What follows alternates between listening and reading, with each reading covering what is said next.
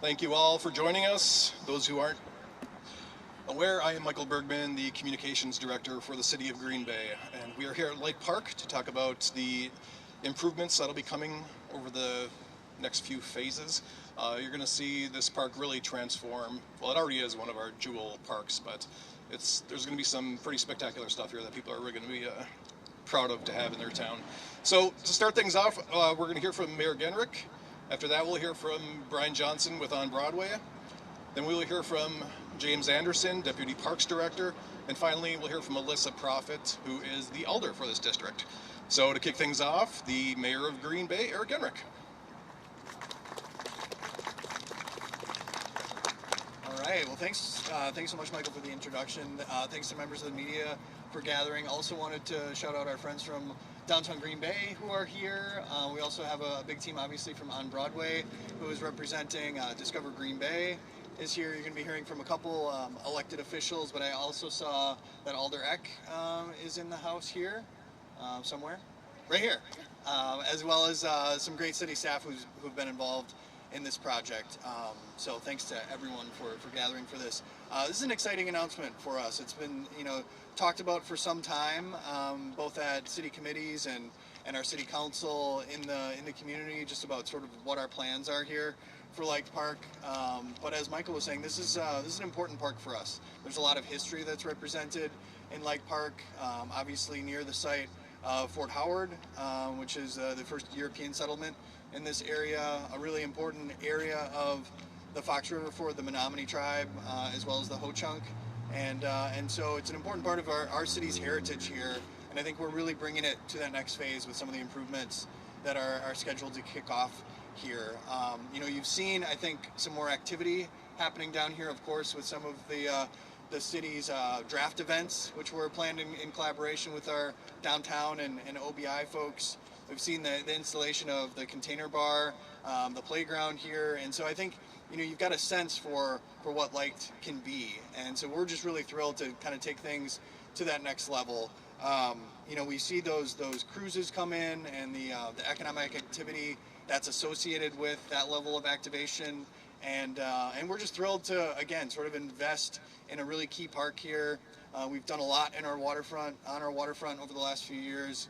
A lot yet to come with the shipyard to the south, but this is a critical piece of that puzzle, and so just really thrilled to see everything come together with additional city investment here. Others are going to talk about some of the details of the improvements that are planned, but I'm really excited about everything coming together here. The collaboration that is represented between the city and On Broadway, which is obviously a long-standing relationship, but really taking things, as I said, to kind of a different and new level with this level of partnership and the fundraising that they've been engaged in, and fundraising yet to come to fill out all of what's necessary to bring all of these phases to life. So with that, I'm going to kick things over to President and CEO of On Broadway, Brian Johnson, obviously also our City Council President. He's been a huge partner in this effort, and going to pass the mic over to him. So, Brian. Thank you, Mayor. I too would like to acknowledge just a few people. Linda Bova, who's the president of our On Broadway board and our Business Improvement District board, as well as Brad Toll from Discover Green Bay, who is a member of our board as well.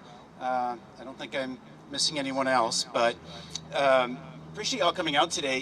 When Michael and I first talked about this, we said, hey, in an ideal world, we could maybe talk about this a little bit later, but when people start seeing trees cut down and a big pile of dirt come in, questions are going to come. So we should probably coordinate this right now, and I think it's good timing to really have this conversation. On Broadway is celebrating its 30th anniversary this year, and it's 30 years that we've been doing work here in the Broadway district. And of course, our level of commitment has varied over that time because we're focused on different initiatives and efforts over that period of time. Community development is a slow process, and we're really excited and thrilled about the level of progress that's occurred down here. Again, 30 years we've been the anchor of creativity, entrepreneurship, and cultural vitality here in the Broadway district. We facilitated over $100 million of new construction or adaptive reuse projects here in the Broadway district. We have 1,000 residential units that are either recently constructed or under contract. And so that's going to bring a certain level of residential density to the downtown that we haven't experienced before. When those folks live downtown, they want businesses to visit, they want things to do. And this continues to complement that effort. Additionally, we are responsible for coordinating 60 events a year that attract 500,000 visitors a year to the Broadway district. Make no mistake, events are big business. And I want to put this into perspective. The city has estimated 150,000 annual visitors to Leicht Park once this project is complete. If you assume $40 of direct spending per event attendee, which is probably on the low end, most folks would tell you when you're looking at these types of events, with 150,000 annual visitors, that would generate $9 million of direct or indirect spending here in downtown Green Bay. So that is the economic impact that we expect to see once this project is complete. This project started really, the vision of it, with a number of pilot programs. And we need to think of the Ignite Market, which of course just happened this past weekend and occupies a large section of the park there in the north end. But the Levitt Amp Green Bay Music Series in particular has been the pilot, the catalyst for us to recognize the demand and the need for a permanent venue and what that can do to our downtown and to our community. So we're really grateful for the Levitt Foundation's continued support of that program and that series to really help us illustrate and understand the demand that we have for a permanent venue like this here in our community. This venue, of course, will continue to help elevate the profile of those events. It'll help us continue to expand those offerings. It's not just concerts. Stages can be used for a number of things. Parks can be used for a number of things. So I want you to think about things like movies or some of the parks programming that James here will likely talk about. There's a lot of different activities that can come with park activation. Today is really kind of this opportunity for us to announce the capital campaign that we've been quietly working on behind the scenes. Overall, the architectural estimates on this project are at $7 million, and that includes all phases of the project. Now, as many of you have probably witnessed and observed, those numbers can fluctuate wildly as costs have escalated, and so while that might be the number today, I would fully expect that number could change into the future as we perhaps make modifications to different phases, or of course, depending on timing of the completion of our capital campaign. Of that $7 million, $4 million of that will be led by on Broadway through a capital campaign, and of course the balance through the city. So with the city's contribution and the contributions received to date on the capital side or the private side, we've approached 60% of our overall goal. So I guess we would officially call this the public announcement of the campaign as we try to close out the balance of this effort. The campaign will fund the third and final phase of the project, and that's really going to include the stage and some other site improvements, again, that James will illustrate. But that is partly why this project is broken up, and it's broken up because the city's contribution to this project is really through a TID closure. And the TID closure provided the funding that allowed us to really step up and do this project. And because of the timing of when that funding needs to be expensed, we had to break this project up into phases, which I think is going to be a really good and positive thing for us, largely in part. And I think this needs, I'll say it once, but I'll probably repeat it multiple times. City levy dollars are not being used for this. And that means property taxes are not being impacted. This is through private philanthropy and through a closing TID and deployment of those TID surplus funds in alignment with the TID plan. Really started as a humble restroom proposal here in the park. That was the original idea, and it was something that was needed and desired down here for the events that occurred. But what really started as that humble proposal evolved, I think, into a really wonderful facility that is going to continue to serve our community for decades to come. This vision, if you will, of a stage at Leicht Park has been one that's been talked about for several decades now. Of course, what we're standing on today, right now, was an attempt at that, a lower cost attempt to create a platform here where bands or stages could set up. But a stage has been called for in this park for a long time, and unfortunately that's never been able to proceed until now. So we're really excited to bring that to fruition here in partnership with the city. Collaboration in general, it is hard work. It is really hard work, and yet it is an incredibly rewarding experience. And the Parks Department, rightfully so, they want to build attractive parks, and they're committed to developing and creating attractive parks, as they've done throughout our entire community for many generations. On Broadway, by contrast, our focus was more about an event venue. And how do you create a space where you can coordinate and execute high quality events? And sometimes those two objectives are in conflict with each other. And so I think because of the collaboration, we were able to not only elevate a higher quality product here, but we're also able, by working together, deliver a design that we feel is much better than if either one of us had independently gone at it alone. And this site will continue to serve our community in a much better fashion once it is complete. I want to also acknowledge that in addition to the Parks Department, that there are other partners who are involved here. On Broadway had a team of industry experts that helped with this, including Brad from Discover Green Bay, Ken Wachter, who's the former CEO of PMI, who was on our board of directors, Ryan Martin with UWGB, and Tommy Everman, who runs Gather on Broadway. There were a lot of folks that really weighed in. We had experts on stages and sound and equipment. And then, of course, again, the different city departments. We've talked about parks, but Public Works has also had a very meaningful and important role in this process to help us understand site conditions. A couple things that we've talked along the way that are important for folks to understand and clarify. This is not meant to be a large venue. The total capacity for this will be anywhere from 1,000 to 1,500, depending on standing versus seating. The large venue opportunities will continue to occur at the shipyard as was designed.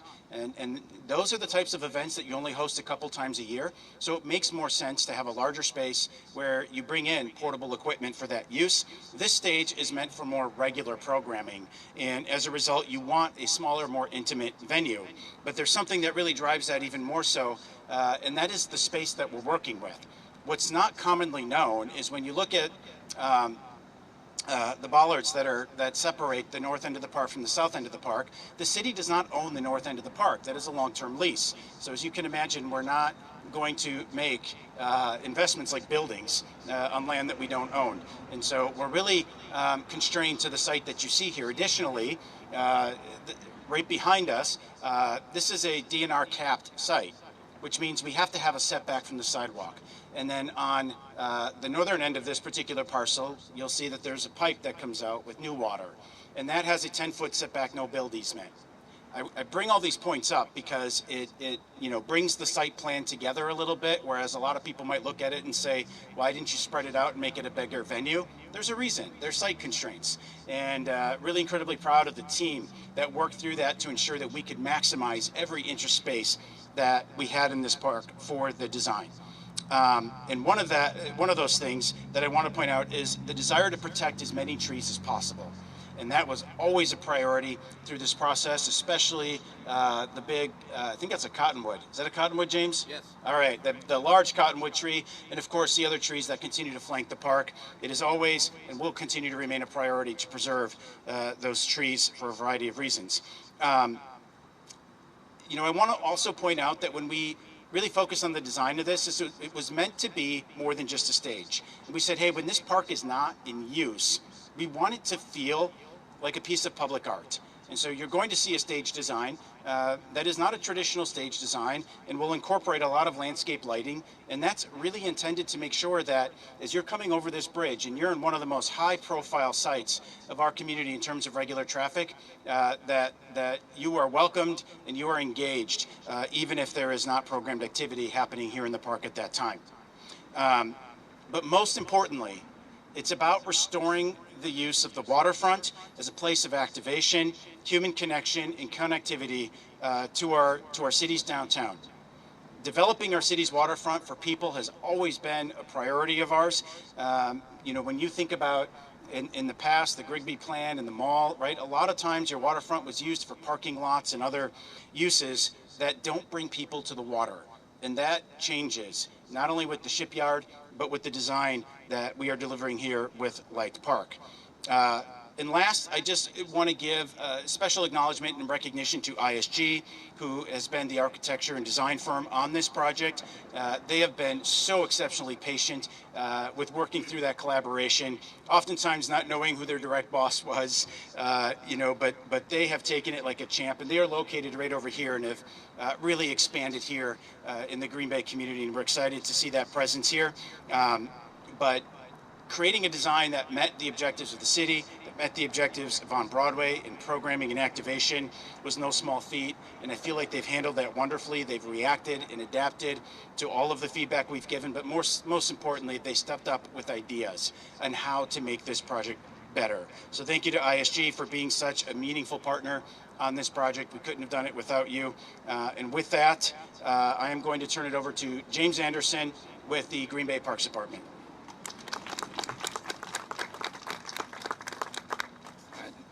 Thanks, Brian. Great job, like building into what we're doing today. I mean, for so long, like Brian said, we've had countless conversations over the past couple, almost decades. I feel like at Light Park, talking about Light Park, knowing how unique and awesome. Because a lot of you guys, if I don't say this is an awesome project, some people will tell me afterwards because It's just going to be a really cool project. We have a unique community space right here. Everybody knows the river and the location, the downtown cityscape behind us. If you haven't been here at night, it's just really a neat experience with the bridge lighting and the city lights and everything. Especially when you have an event here, like Brian said, over the years, we've had different events here. We've hosted Kids Day. We've hosted concert series with Levitt. We've hosted different activities. But always knew that there was more opportunity to really activate this space and really more opportunity to make it the balance between like a really great space to run activities, events, programs, and also facilitate the infrastructure that we need when it comes to the things that you'll see in this next phase. So phase one is right behind me. You see the big pile of dirt that's compacting the ground below it, approximately where the building will be going. That building will be a part of phase two, which will start in spring of 2026. And that'll be a new pavilion. Like Brian said, a really interesting, artistically, architecturally well done building that is not only, when it's not in use, when you drive by it, when you drive over the bridge, when you come downtown, you're gonna be like, oh, what's that? That's a really neat space. And it's going to attract your attention, and you're going to go check it out, and you're going to be like, oh, here's the list of schedules, and oh, by the way, there's a concert tonight, or there's a yoga in the park on the stage, or there's other activities, or the beer garden's open tonight, and those kind of things. So it's going to be a really nice way to actually just come down, experience the space, whether there's activities going on or not, but then also see an opportunity to showcase all the things that are going on in the space. So that building will have concessions, restrooms.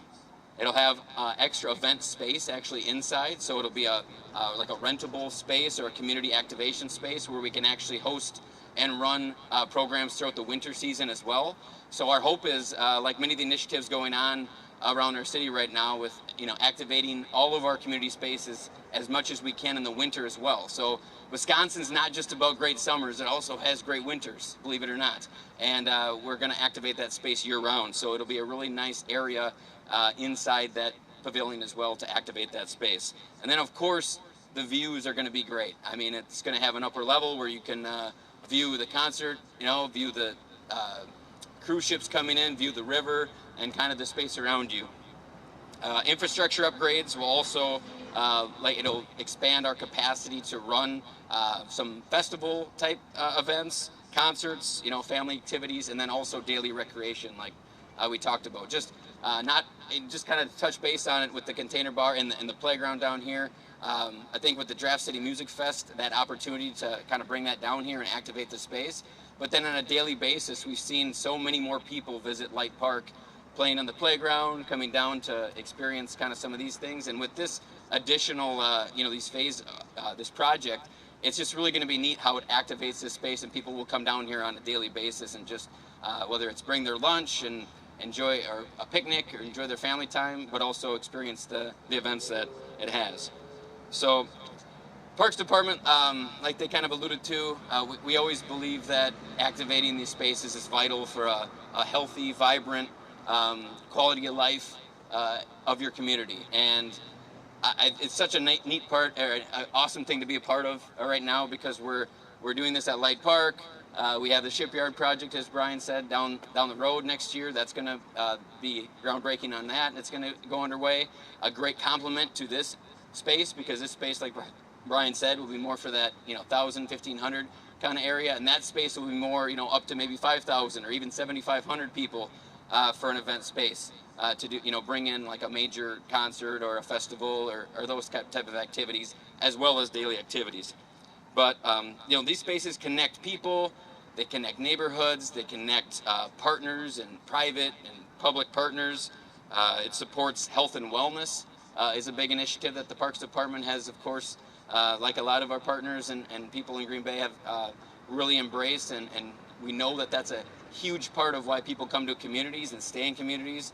And also, honestly, why people are happy, right? If you're feeling healthy, you're feeling good, you're feeling happy, you're out and you're connecting with people, and you're doing your job better, and you're just coming out, and everything just goes.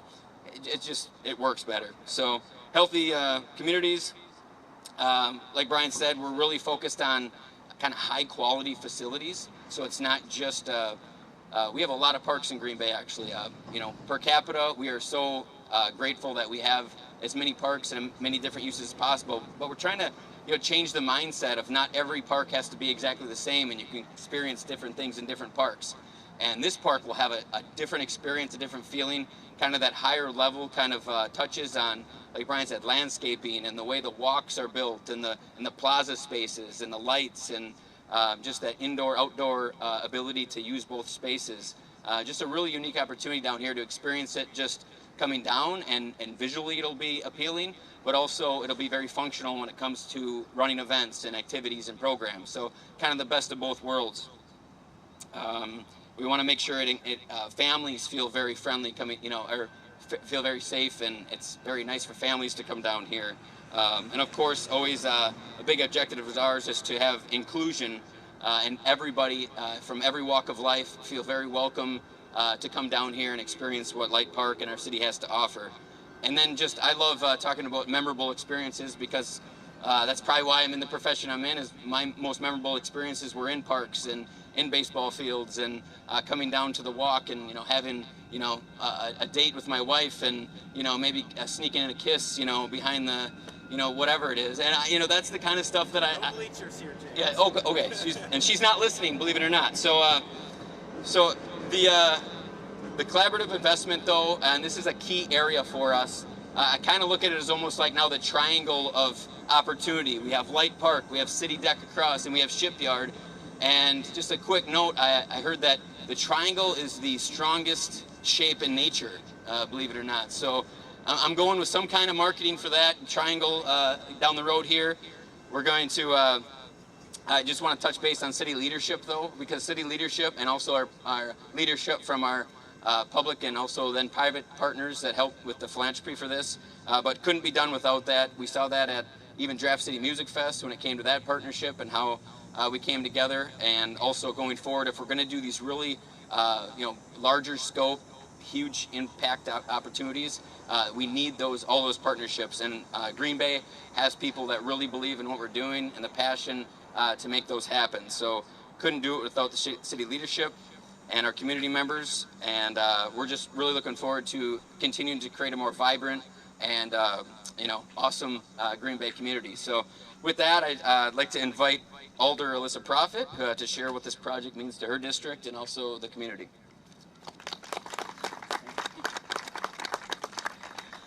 So I have the pleasure of going last, and I think the three before me have pretty much covered everything. But yeah, my name is Alyssa Prophet. I have the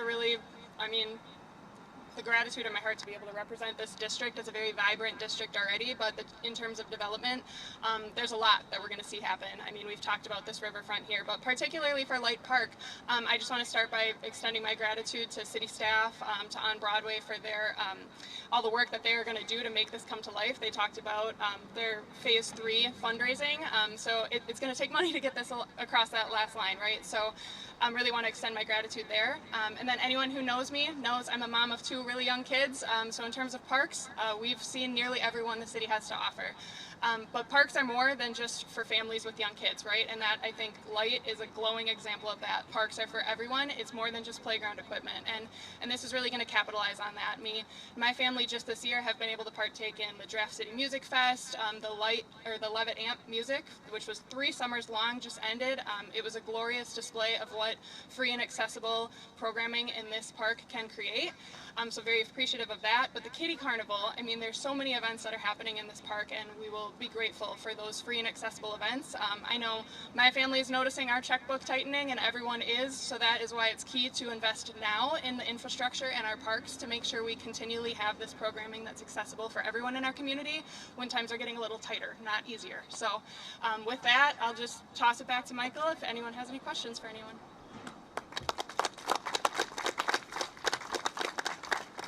Thank you, Alyssa. Thanks to all of the speakers. We can do this one of 2 ways. We can bring speakers up here to answer questions, or we can do one-on-ones. What do you guys prefer? Should we just do it here? All right, let's do it here. Actually, I'm going to start off with the question first, because I was just thinking about this. We do a lot of things here in this park. 4th of July, that kind of thing. How will these projects, are they going to be affected by the other things that we're doing in the park, or will construction be able to continue? James? Well, I mean, we touched base, so phase 1, like we said, right behind us, activities and different things can continue in the park going forward. We might be sliding down that hill. I shouldn't say that in public maybe, but in the winter. But no, this area in this park will be able to continue to be programmed throughout phase 1. Phase 2 will be a little bit different. We will have a construction zone, of course. We're hoping that we can still keep the playground and container bar open during that phase, but we don't have details exactly how big that construction footprint will be quite yet. But we're hoping to be able to still activate kind of from the playground container bar north of the park. So we're still looking to do some different programming activities and events even next year during construction. And then, phase 3 will kind of change once the fundraising goal is accomplished and we start phase 3 with the stage and everything. The container bar, the playground will be moved to another location. And then we'll still be able to activate the north side of the park for different events, kind of as Light Park has always been, where it's been, bring whatever you need infrastructure-wise into the park, besides some electricity and that kind of stuff. So once again, the main reason we're doing this is because we want to build that infrastructure now to host events without having to bring it all in. So that answer your question in I general? don't think so. I just want to make sure we can still do fireworks and fireworks. Yeah, well, we're meeting with Brian and his crew next Tuesday to talk about all that next year and just see exactly how we can still facilitate a lot of these great activities, and to figure out if we do need to shift anything or move anything, then we'll plan accordingly. Jonathan, question for you. For historical context, anyone can answer this, I guess. Where was the warehouse, the paper warehouse that burned down? Was that on the north side of the property? And is that north side of the property still considered part of Light Park, even though it's on a long-term lease? I can comment on the north side of the property is still part of the long-term lease. The building and where it was burned down, I don't have much info on that. I don't know if anybody else does. I did hear a story about a kid that was part of that, but I mean, that's the whole thing. So, to give context, I believe the building was located in this section here. Graymont is who continues to own the land to the north, and because they don't have an immediate need for that land, that's why we do. It's a 10-year lease, so we'll continue to try to obviously preserve that for as long as we can. It's a good complement to what we do here at the park. Other event program really goes unaffected. To Michael's point, like we might have to shift or relocate some of it. But the other thing. So how did this park get its name? So this was obviously owned by the Leicht family, and the Leicht family donated this piece of land to the city, and that's how they earned the name. We did contemplate when going through the capital campaign. As you can imagine, when you're running a capital campaign, naming rights is one of the things you oftentimes pursue. But we felt it was incredibly important to continue to preserve and honor the legacy of the Leicht family. So the park will retain that name, and naming rights will be preserved for other pieces of the project. Just for clarification, because you mentioned, so phase 1 is that, phase 2 is what's the building that will go on there, and then you said phase 3 is going to be the stage. The stage is not part of that. Where will that? Can you what's the layout? And I understand we're Sure. going to get some sort of renderings after, Yeah, but and Brooke has some folders that she can hand out. Keep in mind, this is not the most recent rendering that is in the folder. We can certainly get that to you if you don't have it already. You know, the thing with the dirt is it needs to settle, and it's estimated to be about 6 months to get to, I'm not an engineer, to get to the compact rate that it needs to be able to construct on. So that's why phase 1 has to start now, and then, you know, they'll test it, and once it reaches the level it needs, then phase phase 2 can be initiated. The TID funding that's being used for this project has to be expensed by the end of next year. So that's why the timing is the way that it is. And so that building will be, as James mentioned, likely constructed in spring of 26, just because breaking ground in winter would probably be pretty challenging. So that building would be completed, and then the stage, waterfront stairs, other site conditions, landscaping, stormwater retention will be a part of phase 3, and then that will be completed as soon as all sources are secured through the private campaign. Did you say how much TID funding is being used? The exact number to be determined, but $3 million is the number that's held. Exact number to be determined, because you never know how it's going to perform until it's done. I know it's starting construction of this building in the spring. I mean, will it be done by summer, or is it coming up? What's the timeline for? So I'm going to make a little bit of a public commitment. We have the big Notre Dame Wisconsin game that's coming into town in September of 26. It's really my goal to have this ready in time, the pavilion ready in time for that large scale event, because we know, based on our experience back with the LSU game and UW several years ago, you know, people are really interested in checking out all of downtown, all of the community, including downtown. We really want to put our best foot forward and have this facility ready for that large scale event. So that's the goal for the pavilion itself. Obviously, the additional phasing with the stage and things will come after that, but it's really our hope that this is going to be ready in time for the UW Notre Dame game. And then just one correction to Alder Johnson's vision and sort of how it all came together. I think it's fair to say that the Parks Department really wanted to have bathrooms here to supplement, you know, all the programming. When it came to my desk, I was like, we need a beer garden. That is a necessity that we must have in the city of Green Bay on our waterfront. And then obviously, you know, when we started working on Broadway and the city council, you know, that's when the vision got further articulated. But I'm staking my claim to the beer garden. Is that part of the plan? Yeah, I mean that's really that's part of the plan for the pavilion itself, right? Is to have that indoor space that James was talking about, but as importantly, really the sort of the patio that expands beyond the footprint of the building itself. It will be a great place to view a concert, just to hang out with friends and family, to access the waterfront. There's another, you know, cool sort of waterfront feature to allow for better access to the river itself. But yes, it will serve for that purpose as well. So, no further details on the actual construction of the pavilion besides the start of the spring, hopefully in time. Correct. Yeah, I mean, the construction is going to start as quickly as possible once the site is stable enough for construction. So I think there was some hope that we might be able to get that work started towards the end of this year. I think in all likelihood it's probably going to start early spring next year, but it also sort of depends on what the winter looks like, what the spring looks like, things like that. Brian, I asked it's a great event kicking off this project. Obviously, you have this fundraising capital campaign you're kicking off. You also have public markets. Any concern that, I mean, they're competing capital campaigns, you know, fundraising and Sure, there's always that concern. I mean, nobody advises that you do two capital campaigns at the same time.